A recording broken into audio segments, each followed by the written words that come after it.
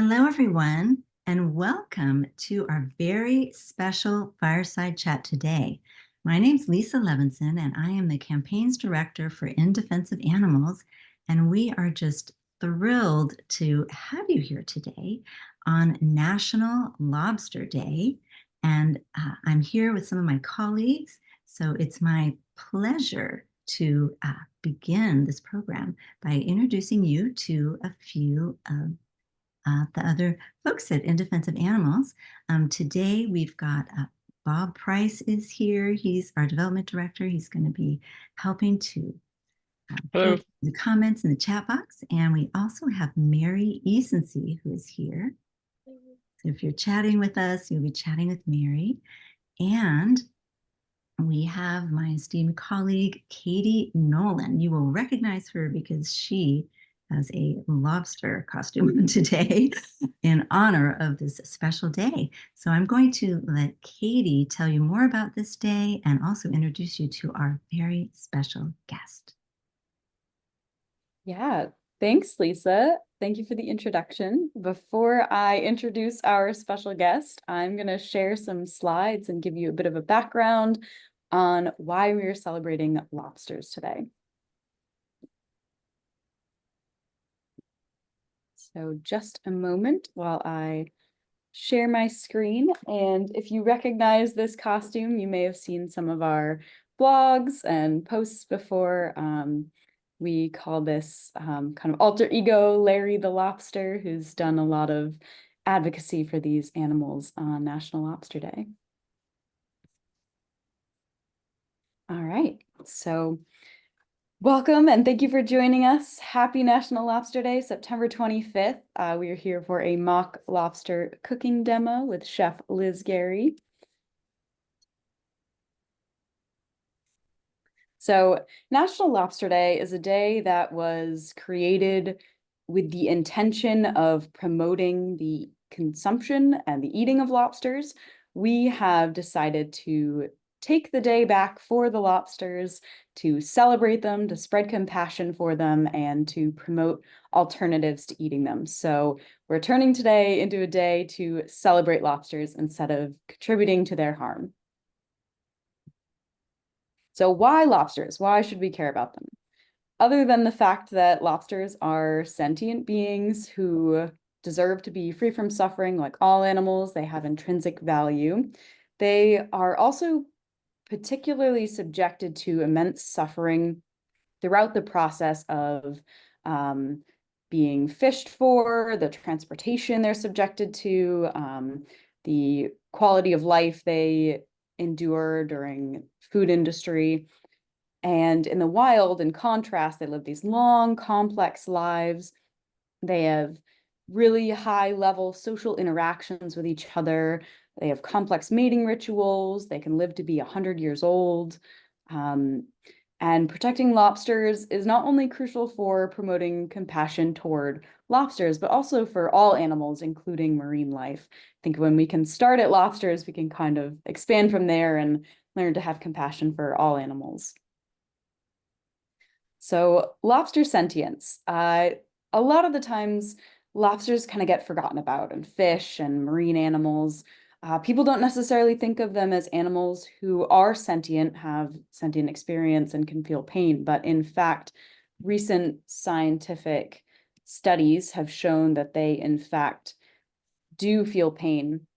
They react to negative stimuli. They have memory of negative stimuli, so they can remember things and people who have caused them pain. So there's a lot of proof out there that they do experience the pain that they're subjected to in the food industry. So a little bit about the lobster experience. So in the wild, lobsters can live up to 100 years old, but they are caught around 7 years old. And so if you think about it, we're eating these young lobsters. It's very sad. So then they're usually caught wild from the ocean, and they are then banded, and these bands around their claws cause muscular atrophy. It really damages their claws. They're shipped to grocery stores and restaurants where they're kept in barren tanks. There's usually algae on the tanks, the water's murky, there's no stimulation, nothing for them to interact with. They're not fed for weeks or even months. Grocery stores are not required to provide lobsters any food. Basically, they're just waiting there to be bought by individuals who buy them for food. We don't regulate how lobsters are killed in the United States, so any individual can go to a store, buy a lobster, and kill that lobster however they see fit. Usually, lobsters are boiled alive. They cannot go into shock, meaning they feel the entire experience of being boiled alive, unfortunately. But enough doom and gloom. There is a lot you can do to help lobsters. So you can educate others. We have on our website a pamphlet, Have Compassion for Lobsters, that is available for you. It's free. We just ask that you pay for shipping. So you can order those if you're interested in distributing them. You can sign our alert. We have an active alert that is calling upon large grocery store retailers to end their sale of live lobsters. So actually, Whole Foods ended their sale of live lobsters in 2006, citing welfare concerns. And then in 2022, they stopped selling all Maine lobster products due to the link between lobster fishing and the North Atlantic right whale population decline. Other grocery stores have decreased lobster sales just due to loss of profits. It's becoming less and less popular to buy live lobsters. They're expensive to have. They're more expensive when they die and you don't make a profit off of them as a grocery store. So please sign our alert. We'll have all these links available for you as well in the chat, and we'll send them out afterwards. And choose vegan alternatives. So today we invite you to join us in celebrating lobsters on National Lobster Day by leaving them off your plate and instead learning to cook tasty mock lobster alternatives with Chef Liz Gary.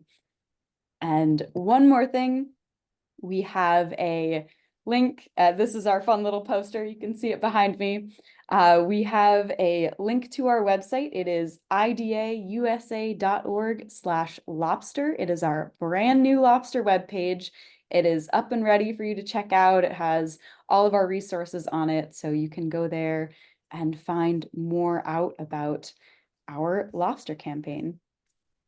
So without further ado, Liz Gary is a San Diego-based plant-based foods educator and digital media designer. She leads free vegan cooking classes in her local libraries. She's led a dozen grant-funded high school vegan cooking clubs, written 8 high school vegan club cookbooks, is in a 2-time PETA Compassionate Activist Award winner, and her upcoming book is Black Belts in Tofu, today's plant-based, protein-rich alternative to meat, seafood, eggs, and dairy. And she has a second book, the Master Vegan Club Cookbook and Resource Guide. Stay tuned for those. We'll absolutely be promoting them when they are available. Liz also works with local grocers and food companies to promote plant-based foods and help raise awareness to today's compassionate, healthy, and environmentally friendly food choices. We are so honored to have you here with us today, Liz. Thank you so much. Thank you. Oh my goodness, thank you to In Defense of Animals and the campaigns and wonderful work you're doing to help evolve. We're evolving and it's fun because you can have it all again plant-based. It's really remarkable. So I'm going to get cooking with you all now. This is a recipe that I developed for my book, Black Belt in Tofu. It has an entire seafood section in it, seafood alternatives section. And this is a lobster bisque that I veganize. So once you get this basic technique down for making mock lobster from tofu, you can take almost any lobster recipe and veganize it. So it's a lot of fun.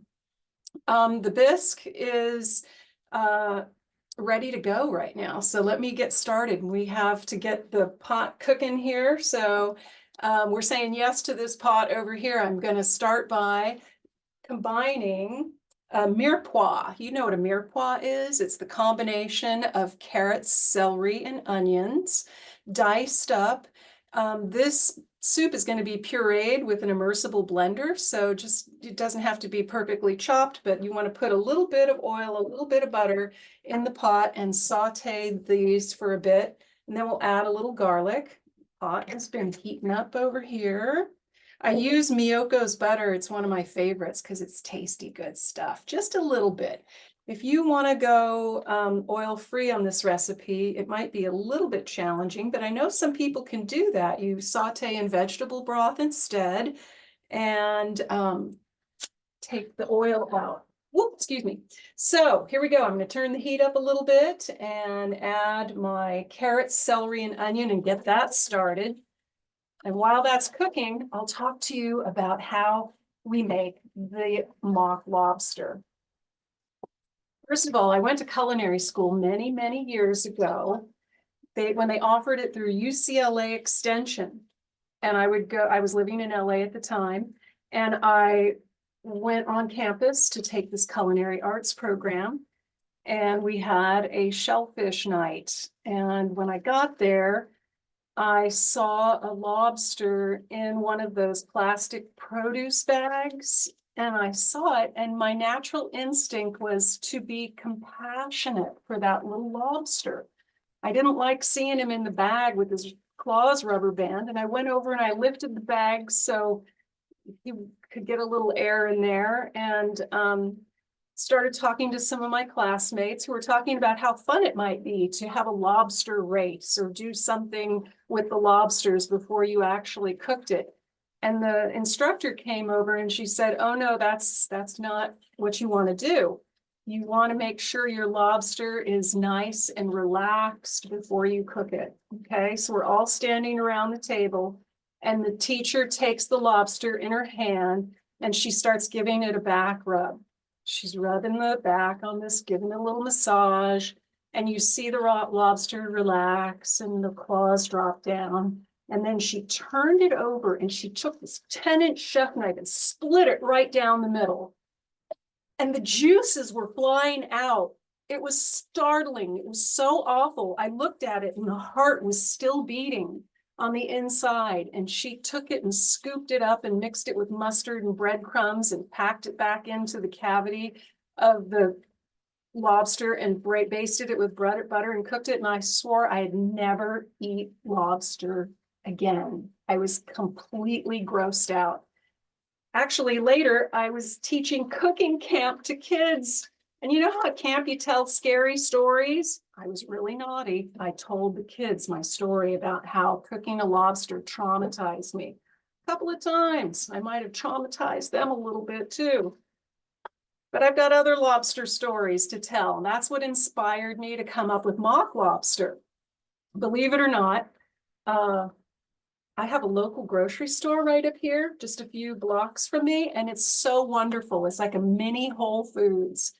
And I got to know the owner a little bit. When the store opened, I was helping him with some new product suggestions for the plant-based food section, which was a first. And the day the store opened, I went to look at the plant-based section and I got tears in my eyes. And the owner was standing there and he said, "You've got to be kidding me." I said, "No, I can't even believe it. Now I can get some of my favorite products and not have to drive all the way across town anymore." So he appreciated hearing that from me. But the emails started coming from the store once they opened.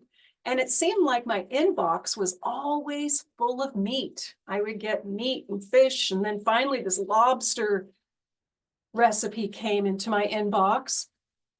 All along, though, I would send him vegan memes. You know, there's so many good ones out there.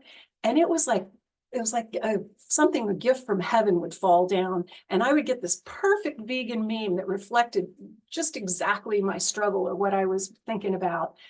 And indeed, I did. I got a meme. I got a hold of a meme. I collect them like baseball cards. I think we could someday do like a comedy hour with the vegan memes that are out there.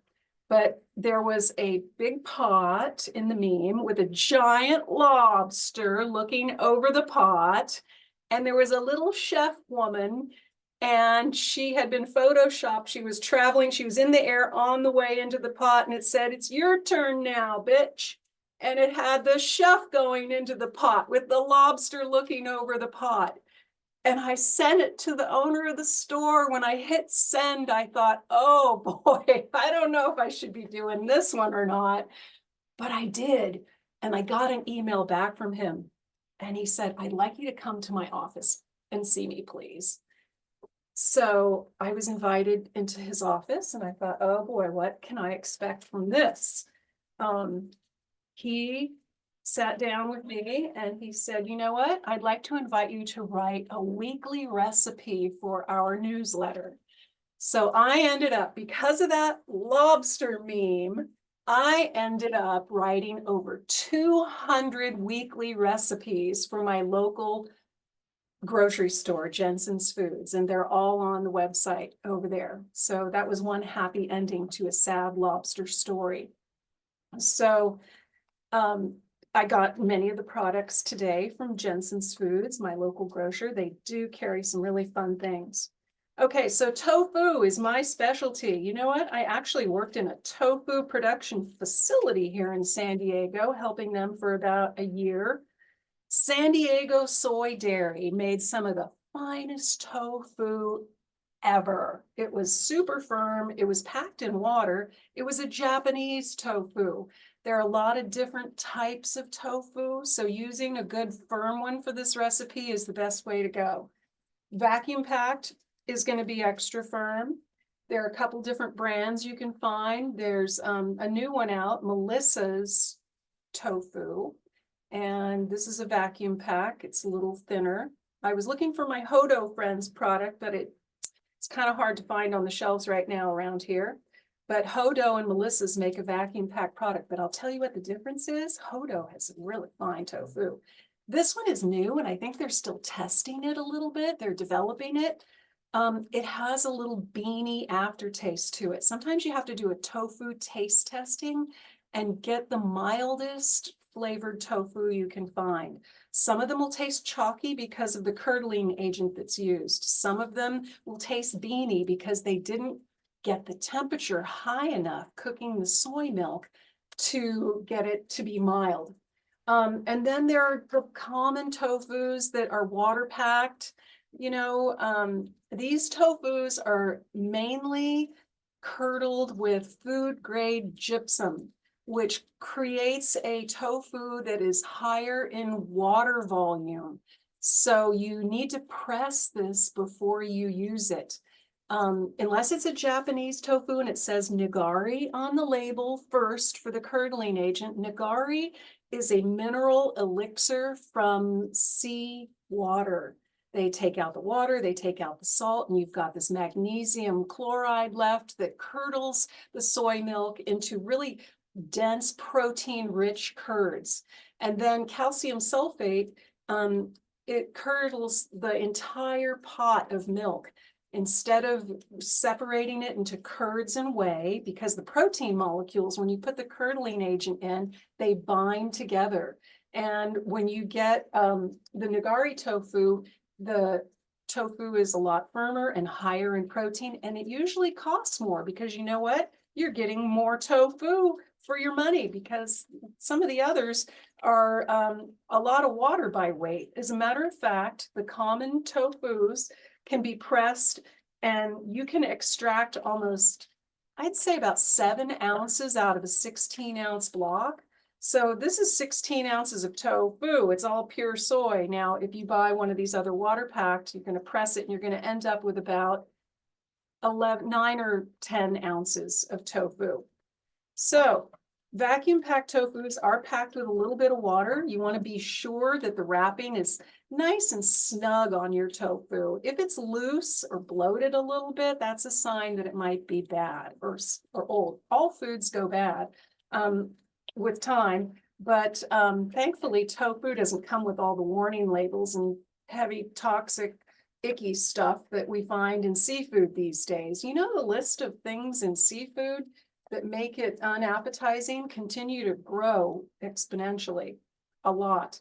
of bad stuff, from heavy metals to high bacteria levels to plastics to parasites.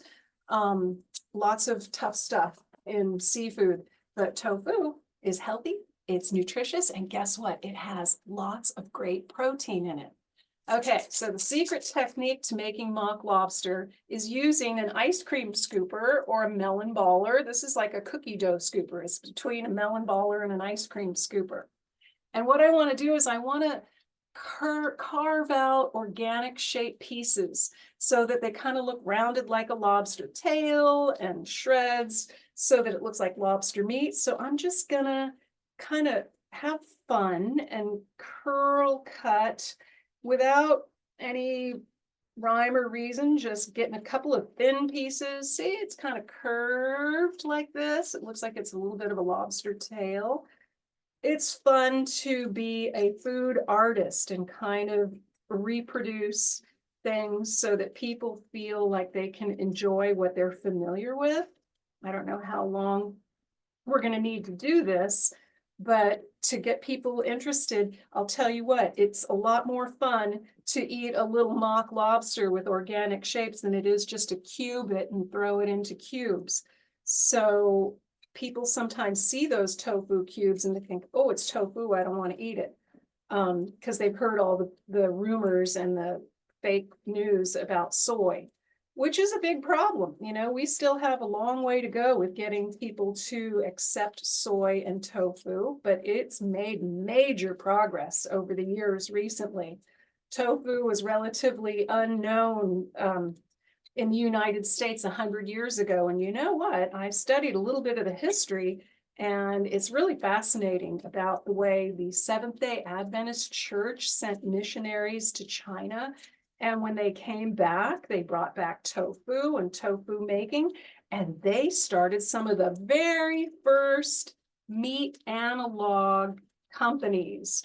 They were making some of our very first meat substitutes. And, you know, the Seventh-day Adventists are plant-based for the most part. And I'm really proud to say that they have been recognized as some of the healthiest, long-living people by following a plant-based diet. They are the benchmark of medical science. As a matter of fact, you know what? Most of the Seventh-day Adventists are actually health professionals, doctors, nurses. They got Loma Linda University, lots of great schools and everything to help train people to share the message of health. The founder of the church, Ellen White, actually had a vision of a plant-based world. How coincidental and wonderful is that? Her name was Ellen White, and she had a vision that someday we would have a plant-based community world. Okay, you guys, my carrot, celery, and onion are looking really good. I'm going to add just a little bit of garlic to it. You know, you always want to add the garlic after you've sauteed the onions, because the garlic will cook up really fast. And this product is really fun and easy because it's quick to squeeze out and you don't have to peel it and all that stuff. So and you find it in the produce section of your grocery stores. Okay, so I'm stirring that up, and I'm going to add vegetable broth, a whole 32 ounces of vegetable broth. The smell of simmering mirepoix and garlic. I'm going to also add a 28-ounce can of chopped diced tomatoes. Okay, now this bisque recipe, you guys, not only can you make lobster-free bisque, you can do a chipotle tomato bisque or just a regular tomato bisque, and use these same ingredients and techniques. So I just remembered something as I was speaking to you all. There's one ingredient that I'm going to have to run to the fridge for. My creamer. You got to have a creamer to make a bisque, but we'll get back to that in a minute. Okay, so I've got the broth, the chopped tomatoes, and I'm going to add a bay leaf or two. Don't forget to take these out after you've cooked it. I'm going to put 2 bay leaves in there. And we're going to bring that up to a simmer. and get that going. Okay, and later on, I'm going to add a little bit of wine and a little bit of cream, and then we'll blend it all up and turn it into the bisque. Ooh, I love tomato bisque. And with a little protein on top with the mock lobster, it makes really a lovely meal. And I have a lot of fun choosing my plates and bowls and celebrating vegan seafood by sharing these fun dishes. Okay, so I have a bunch of organically carved tofu pieces that I'm going to put in a bowl and marinate. So we marinate this mock lobster with a little lemon juice, olive oil, and a little nutritional yeast, and give it a few hours to marinate. I've made some in advance, so you don't have to wait.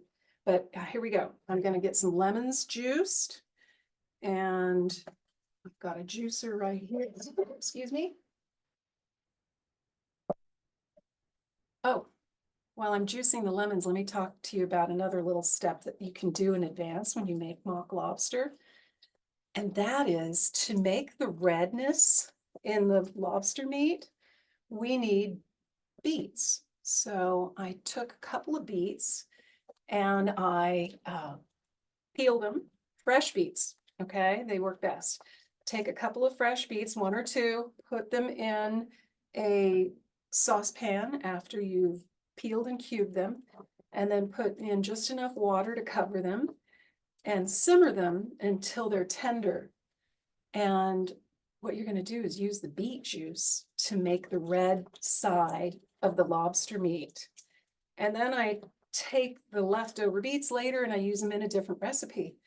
I actually make a really fun mock meat, I can make a vegan filet mignon out of tofu and vital wheat gluten and the steamed beets and sauteed onions and mushrooms and toasted pecans. And then I put it all together. It's this special technique for blending the liquid ingredients and the veggies and then mixing the dry ingredients and then combining them together. And then you have to steam it or simmer it for almost 60 minutes to get it to the right texture.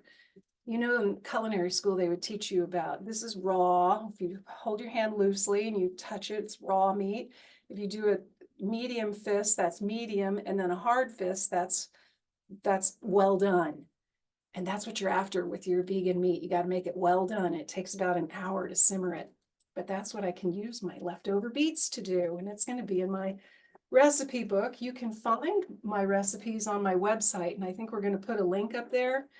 I post my cooking class recipes after class each month. I teach a couple of classes a month and I'm working on some new class menus right now, but you can find the mock lobster recipes that were posted from the class. I think we had a class in May or June because there are two National Lobster Days each year. So we were celebrating early this year at the Point Loma Library and made some of these recipes, and you'll find the recipes there. Okay, here we go. I'm adding the fresh lemon juice.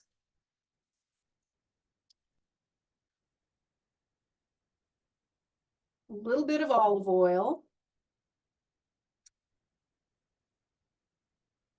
A little bit of nutritional yeast. Guess what nutritional yeast does for your seafood and your vegan meats? It adds the B12, the missing B12. Everyone says, oh, you're going to be B12 deficient if you're on a vegan diet. Well, here's the good stuff that makes it all happen. It's got vitamin B12 in it, and it is so yummy. I never knew about nutritional yeast until I became a vegan, and now I use it in all kinds of things. I even put it on my popcorn. Even my dog likes to get a little nutritional yeast. I spilled some nutritional yeast once. It spilled a little bit on the floor, and my dog was licking it all up for me. He loves it. So a little bit of garlic, and then what you do is you let this marinate for a few hours, okay? Now to save time, I'm going to skip to the next step and I'll marinate this stuff again later. But we are going to, after this is marinated, what we're gonna do is strain the marinade from the tofu. So you're gonna need a strainer, and a smaller one usually works better. I just had this big one handy. But okay, so we're gonna pretend that we have marinated this for maybe 4 to 6 hours or something. You know, tofu is kind of like a sponge and it really absorbs the flavors nicely. If you freeze tofu, wow, it really absorbs it, and it gives it a chewier texture. I use frozen tofu and defrosted. You freeze it and then you defrost it to make ceviche. It works really, really well. Oh my goodness, and wait till I tell you about my fishless fillet that I make with tofu. Wow. You can veganize almost any white fish recipe by using tofu, and the technique is the cuts. So you got to cut it, layer it, fringe cut it, press it, and out pops a fillet of fish. It looks like a giant slab of swordfish, and it's just tofu. Can you imagine the cost savings when you're looking at a white flaky fishless fillet of tofu versus a slab of swordfish? It's really remarkable. I think tofu is about 1/10 of the cost. It's really fantastic. Okay, so once your tofu is finished marinating, you're gonna strain off the marinade into a baking dish. Okay, I'm not doing this whole thing because I'm just doing a little sample size for demo purposes. But you strain off the tofu, or excuse me, you strain off the marinade and put it in the bottom of a baking dish. Then you're going to add, remember, I simmered some beets. I got fresh beets, peeled, cubed, and reserved some of the liquid. And what you do is you pour some of this beet juice into the marinade. Then you add a little bit of Old Bay seasoning. Okay, this is the magic secret seasoning that gives everything that seafood flavor.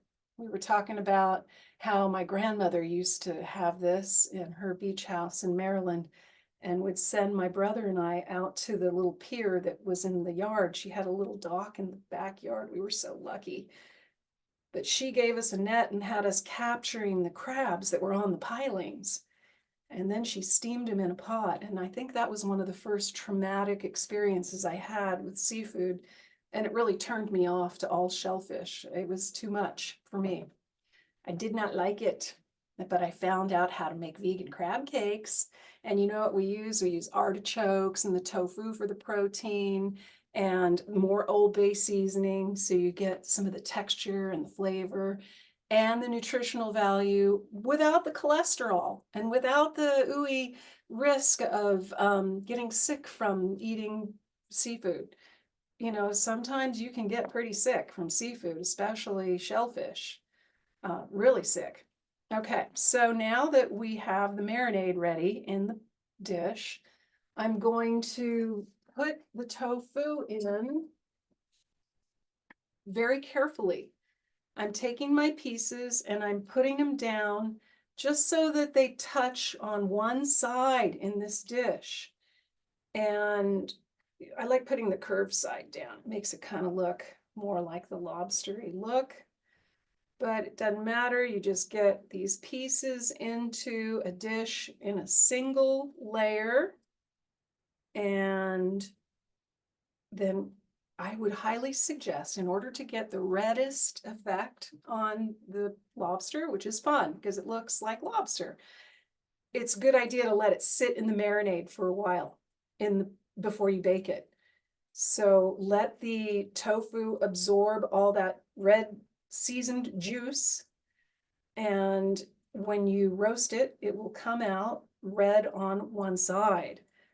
But I did not marinate it for any length of time before our demo, so it's lightly pink. It's pink instead of really red, but let it sit for for an hour or so to soak up more of the flavor. And you'll have a really nice, rich red color, two-colored mock lobster. So there you go. It's in a baking dish. You'll let it sit and absorb some of that juice, and put it in the oven and roast it for about 30 to 40 minutes and on a lower temperature.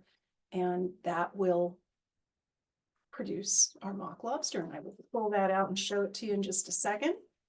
But I'm stirring the pot over here. It's starting to cook up nicely. And get that softened up and heated. I'm going to go ahead and add a cup of wine. Now, not all wines are vegan. Did you know that? Guess what they use to filter out many of our white wines, even red ones too? Fish. Yes, fish blood. Isinglass is what it's called, the bladders from fish, and they also use egg whites. But guess what? This one is a vegan wine. And look, it's even got a little starfish on the label. It's from New Zealand. It's called Scarborough Sauvignon Blanc. So you want a nice dry white wine to put in your soup, and this one just happens to be vegan. Some wineries are getting hip and they're trading out their egg whites and isinglass for things like pea protein. So pea protein has become such a hot item these days. That's what I'm going to have to dash to the refrigerator for in just a minute or two, is my pea-based creamer. My favorite creamer of all. It's the only really true half and half that isn't too sweet for me. Have you all heard of Ripple? It's Ripple creamer. And they didn't want to call it pea creamer or, pea milk, because that sounds too odd, not like almond milk. You're not going to call it pea milk, so they gave it a fun name. They call it Ripple. And it is a fantastic product. And guess what? It also has equal protein, to about the same level of protein as soy milk or cow's milk. In our public schools, we're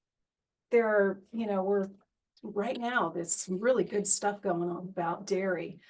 The Switch for Good organization has been requesting people submit comments to the Dietary Guidelines of America program with the USDA, because the dietary guidelines are under consideration for new changes right now. So if you have a chance to go to the website Switch for Good and look up their program with milk laws, everybody needs to sign and everybody needs to help, because in the 1940s, the government passed a law and partnered with the dairy industry so that we would ensure, we thought we were doing a good thing. We wanted to ensure that children got milk at every meal. So it's mandatory that they provide milk. And if you have a lactose intolerance or you have a preference for something else, you need to drill down and find for yourself, because they're not going to share that information freely with you. You have to go looking for it. They have a form. This is my experience from working with 3 different school districts. They have a form that you need to take to the doctor and have him sign that you have some kind of disability that prevents you from consuming dairy, so that you can be granted permission to have access to the only milk that's approved that is equal to cow's milk in nutrition, and that is soy milk. But guess what? The dairy industry distributes the soy milk. So what I found out from talking to the food service directors is the dairy industry prices the soy milk, and it costs them 4 times the price of cow's milk. So they don't want you to really know about it because it's very expensive. And it's gotten to the point now where they don't even list it on their menu anymore with our local San Diego Unified School District. Oh, I have really been disappointed. I have been so disappointed that, guess what? I'm homeschooling my grandson now, and we are having the time of our life. I absolutely love it. He went to a garden science program today and is learning some gardening for science. we work on fun projects together. We just got started this September, so it's still a learning curve to get used to it and to get the routine going. But yesterday I took him to San Diego State University with me to do a campus tour. And we went to go visit the food science professors because they, this month, are doing an incredible vegan seafood focus group program where they're getting volunteers to come in, and I volunteered. They are asking people to come in, and yesterday we sampled a variety of vegan shrimp. Okay, so we got to sample 4 different vegan shrimp brands, and it was a blind tasting, and I had to write my evaluation of what I thought. And then this Friday, they're doing another tasting for whitefish, a vegan cod fish. It's really remarkable. Have any of you all tried the Gardein fish? I mean, it passes really well. I like that stuff. But I know I got my flaky fishless fillet technique we can do from home. So the food science program continues then with a tuna tasting and a crab tasting. So my grandson got to go to San Diego State yesterday and sit down and do a little tasting with me and learn about what it's like to go to college, and that was a lot of fun. The professors from that program actually came to my mock lobster class to do research back in the earlier summer. So I was really proud to have been included in their research and development of this project that they're working on. And I'm hoping to see more of that come to fruition in the future with more vegan options. The vegan shrimp was interesting, and it's really looks like shrimp and does the job, especially when it's in a recipe. I'll tell you, the first time I ever tried a vegan shrimp was, believe it or not, in Tijuana, Mexico. My mother, for my birthday, took me on a vegan taco tour many years ago. God bless my mom for doing that. It was so much fun. And I'd say it was probably about 7 years ago. And she signed us up to get on a bus and go all around Tijuana and sample these vegan tacos. We had such a good time. But I stood there and I had that vegan shrimp taco, and I felt like I had discovered one of the next best taco concepts. We have a restaurant here in San Diego called Rubio's, and Ralph Rubio went to Ensenada, Mexico, and he loved the fish tacos there so much that he opened up a chain of fish restaurants and has been pretty successful doing that. I thought of Ralph Rubio when I tasted the shrimp taco, the no shrimp taco. I said, I gotta get word out to Ralph. So I'm hoping that maybe they'll put some vegan options on the menu someday. Can you imagine the food cost for vegan seafood is this, and the profit margin is that? So if we could just convince more people to try it, it's just a win, win, win. It's a win for our sea life and our oceans. It's a win for the chefs who are preparing it and can make good profit on that. And it's a win for us and our health because it doesn't have cholesterol and it's a lot better for you. So, okay, we got a good simmer going on over here. Now let me show you, we're going to pretend that I had marinated the mock lobster in the beet juice to let it soak it up a little bit. Then I put it in the oven. Remember, you don't want to stir this around because you want it to be just red and white on each side, okay? So then you put it in the oven and you roast it for about 20 to 30 minutes. And when it comes out of the oven, voila, it will look like this. So it's roasted in the bottom of the pan. And what you can do is pick it up and put it, this is a little sample of it right here. See, this one is a little pink. It's not quite as red as it could be because if I left it in the beet juice a little bit longer, it would have been a little more red. But let's see how we did here. Oh yeah, we got some red on that. So you take the pieces out and pile them up, and then you have mock lobster ready to go. And this stuff is good hot, it's good cold, it is yummy stuff. Now we're making the bisque today, but this can be chopped up and turned into a lobster roll, which is a recipe that's included in the handout. If you navigate to my website and look at in the kitchen, I have not a whole lot of classes on the calendar right now, but boy, are they in development. I have some fun ones coming up in the new year. I'm taking a couple of months off till the end of the year. The library is doing a reorganization with their program with the vendors, so that we're starting up again in January. And I'm going to have a bunch of really great classes, and I'm going to get my books done. Yay!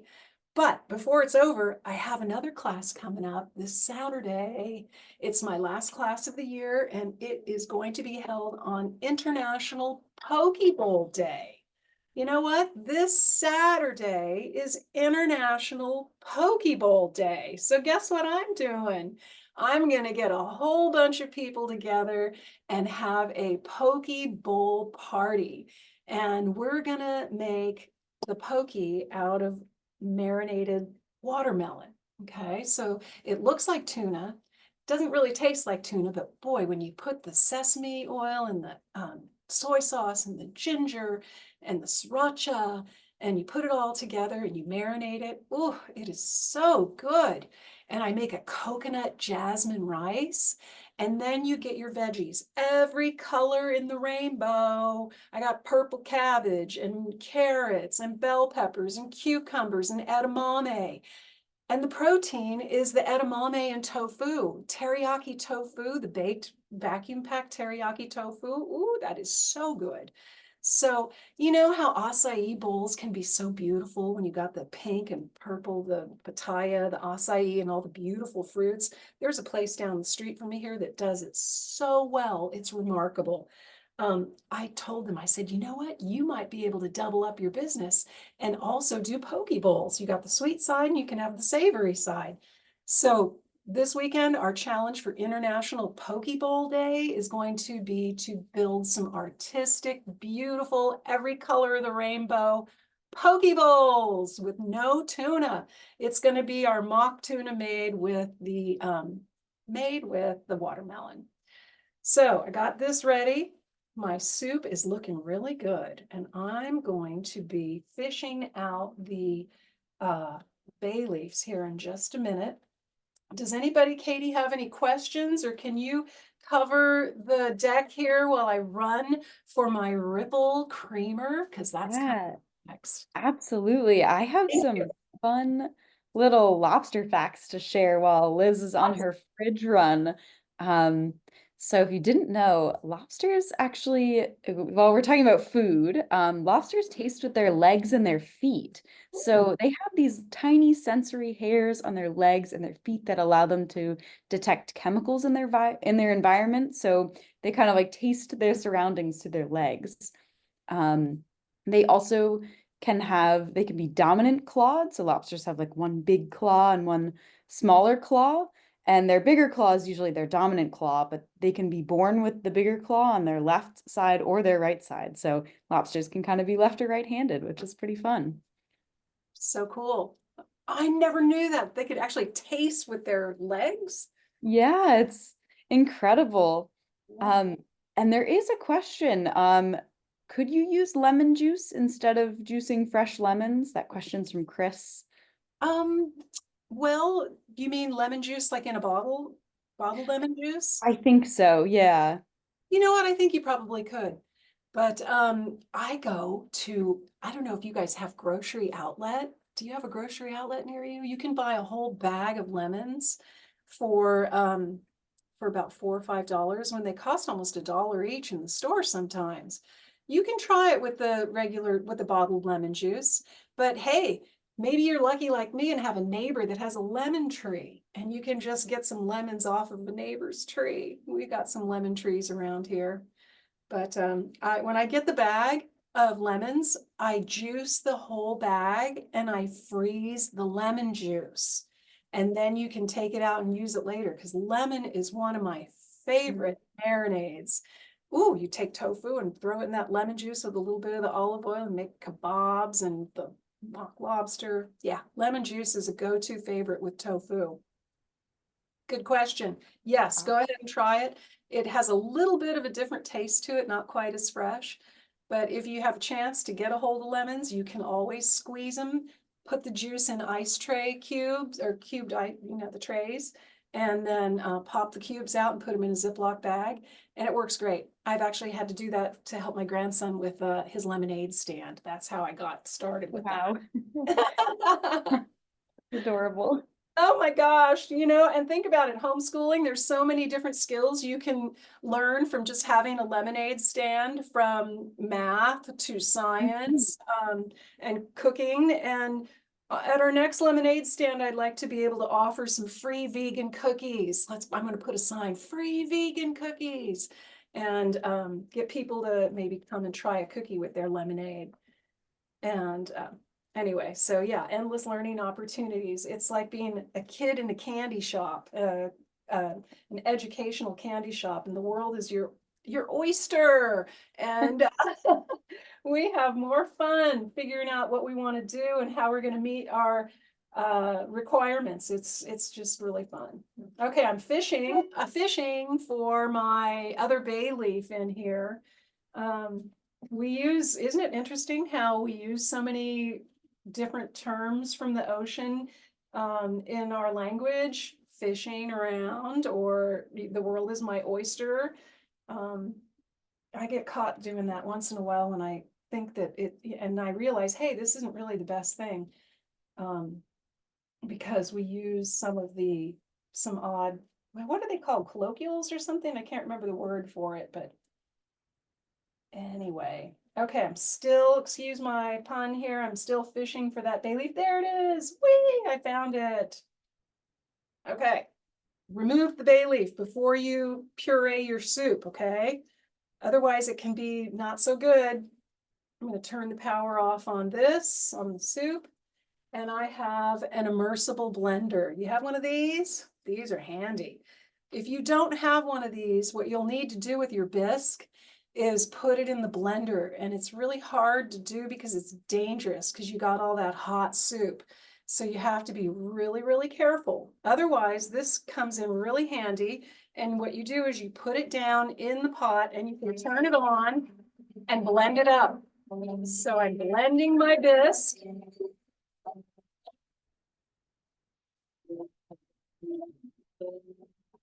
Until it's smooth.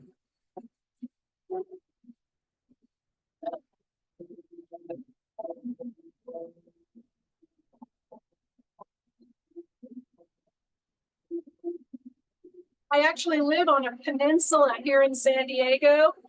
Right down the hill over here is the bay. And right over here on the other side is the cliffs. So we're surrounded by water on 3 sides here, which is really nice because it keeps everything cool around here. But I'm a tide chaser, and we have king tides coming up in November. I like to go record the tides and take photos, and I've been tracking them from year to year to see if we're getting any real signs of sea level rise. And you know what? It looks like we are. Okay. So I'm gonna post something about our king tides coming up because I'm gonna host a walk and talk. I've done this for about 4 years now, where I go down and check the tide in the morning to see how high it gets. And what we have going on here at the bottom of the hill, we got the San Diego Yacht Club. Swing, nice yacht club, right? And on the side of the yacht club, there's this big drainage pipe. I used to go in it as a kid. We'd go in that drainage pipe and play. And now the water comes into the drainage pipe with the high tide. And it's actually come all the way over the top of the pipe. I'll never forget the moment I was standing on the top of the pipe in the evening on a summer high tide. And I've been going down there for a few years now. And I was like, it hasn't crested the pipe. It hasn't crested the pipe. It hasn't crested the pipe. I stood there, it crested the pipe, and the water swirled around my ankles. I wanted to ring a ship's bell and tell the whole neighborhood, the tide is high, the tide is high. And what happens is the tide comes into the pipe and it comes up into the streets.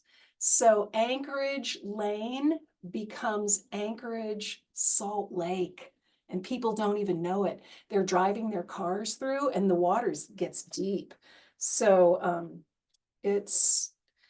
I finally went down there and I figured out at exactly what level the water comes up in the street. When the tide hits 6.7 feet high, the water comes into the street. And I actually watch the drainage pipe in the middle of the street, and I watch the water come up and I watch it spread out. And I'll try to get a time-lapse video of that maybe this year. Okay, here it is, the secret ingredient I had to run out to make it a bisque. This is the Ripple half and half. And this stuff is very nice and neutral in flavor, and it makes it rich and creamy. I also use this, you guys get ready for Thanksgiving, wow your family with your mashed potatoes and put some of this in it, and the Miyoko's butter, and ooh, you've got the best mashed potatoes ever. So I'm mixing in a little creamer to make this bisque creamy. And yes, oh, it looks so good. I wish you were here because it smells good too. Whew. Now I'm gonna serve it up. I'm gonna take my little lobster plate that I have. My mom is quite a collector of plates and things, and she's shared all kinds of things. I don't know if you can see the little lobster on the plate, but I got a picture of it in the recipe handout. So pick a nice bowl and ladle your soup into a bowl. And then you're gonna put some toppings on it, okay? We've got a couple toppings to add. We did a whole batch of lobster-free bisque today in one Zoom session. How do you like that? Amazing. And Liz, another question just came through Okay. from Pam, who says you are incredibly effervescent, hugely entertaining, and the queen of the vegan ocean recipes.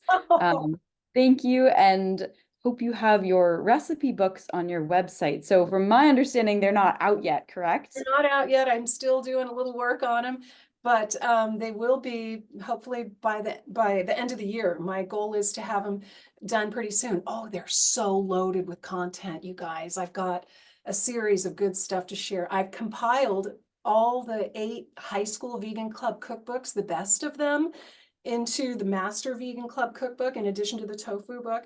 It's so important that our kids have a chance to experience plant-based foods.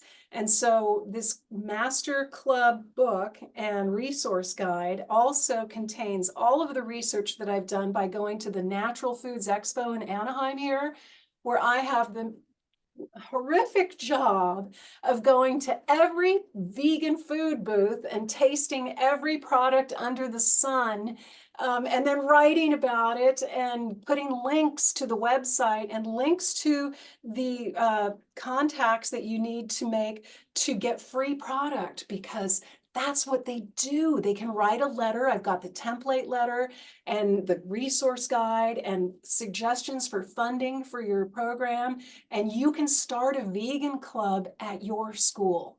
So that's what that book is about. The other one, oh, I can't wait to share that one too.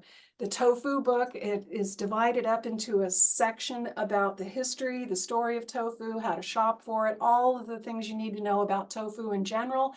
And then it's a section on meat alternatives.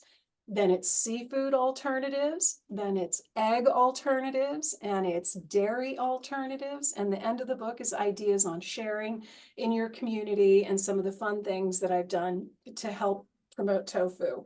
So, okay, this is a gremolade, you guys. This is just chopped up parsley, dill, and chives. I'm going to sprinkle some of that on. And I have a really special treat here. This is Just Crumbs by Kelly's Croutons. Kelly is a gal who's from Orange County, just up the road here. And her daughter went vegan, and she was challenged with her vegan daughter and created this crouton company. these are just crumbs. My grandson saw the package yesterday and he immediately opened it and said, I gotta have it. So these are the best breadcrumbs in the world. Yummy, yummy, yummy. Ooh, I hear my grandson coming to the door. Hello. Okay, we're gonna put some of our mock lobster in there, you guys, a couple of pieces. And put a little sprig of lemon with it. And there you have it, you guys, a mock lobster complete bisque with the toppings on it, served with a little sourdough bread and some vegan butter maybe. So thank you for having me here to share. Oh my goodness, you guys, look at this. Ah. Mm. Mm. Oh my goodness. I wish you were here. You guys, we got to put this on a restaurant menu somewhere. Here comes my grandson. I just climbed over the fence. Oh, he climbed over the fence to get in. Good job. My dad wants the puppy, All right. but I'm gonna come in and Wow. Thank you, This guys. is amazing. Thank you so much. What an incredible treat. I wish we were there too. It looks delicious. Yes. I can't wait to try this.